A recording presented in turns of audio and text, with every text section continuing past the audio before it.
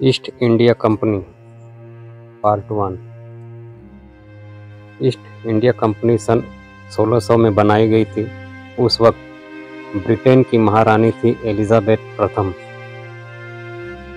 जिन्होंने east India company को Asia में कारोबार करने की खुली छूट दी थी। मगर वक्त ने ऐसी करवट ली कि ये कंपनी कारोबार के बजाय सरकार बन बैठी। एक दौर ऐसा भी था कि ईस्ट इंडिया कंपनी के कब्जे में एशिया के तमाम देश थे। इस कंपनी के पास सिंगापुर और पेनांग जैसे बड़े बंदरगाह थे। ईस्ट इंडिया कंपनी ने ही मुंबई, कोलकाता और चेन्नई जैसे महानगरों की बुनियाद रखी। ये ब्रिटेन में रोजगार देने का सबसे बड़ा जरिया था। भारत में इस कंपनी के पास 2.5 लाख से ज़्यादा लोगों की फौज थी। ये सिर्फ इंग्लैंड ही नहीं, यूरोप के तमाम देशों के लोगों की जिंदगियों में दखल रखती थी। लोग चाय पीते थे तो ईस्ट इंडिया कंपनी की, और कपड़े पहनते थे तो ईस्ट इंडिया कंपनी के। ज़रा ईस्ट इंडिया कंपनी की आज की गूगल या अमेजन से तुलना करिए, साथ ही इनकी संपत्ति में टैक्स वसूलने की ताकत जोड़िए।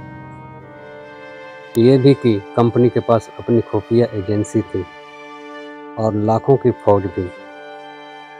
ईस्ट इंडिया कंपनी पर किताब लिखने वाले निक रॉबिन्स कहते हैं कि इस कंपनी की आज की बड़ी मल्टीनेशनल कंपनियों से तुलना की जा सकती है। ईस्ट इंडिया कंपनी को शुरुआत से ही अपनी फौज रखने की इजाज़त मिली हुई थी। यहाँ भी इनसाइडर ट्रेडिंग, शेयर बाजार में उतार चढ़ाव जैसे आज की चीज़ों का असर और दखल था। वो कहते हैं कि जैसे आज कंपनियां अपने फ़ायदे के लिए हुक्मरानों, नेताओं के बीच लॉबिंग करती है, ईस्ट इंडिया कंपनी भी उस दौर की सरकार से नज़दीकी रखती थी। नेताओं, राजाओं को खुश करने की कोशिश में जुटी रहती थी। लेकिन आखिर ये कंपनी थी कैसी? क्या इसका भी मुख्यालय आज के गूगल या फेसबुक जैसी कंपनियों के शानदार दफ्तरों जैसा था?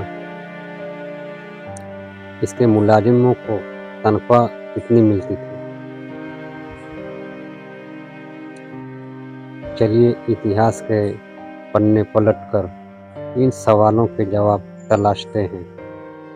अपने दौर में ईस्ट इंडिया कंपनी में नौकरी पाने के लिए लोगों में होड़ मची रहती थी, मगर नौकरी पाना बहुत मुश्किल होता था। किसी को भी नौकरी तब मिलती थी जब उसके नाम की सिफारिश कंपनी का कोई डायरेक्टर करे।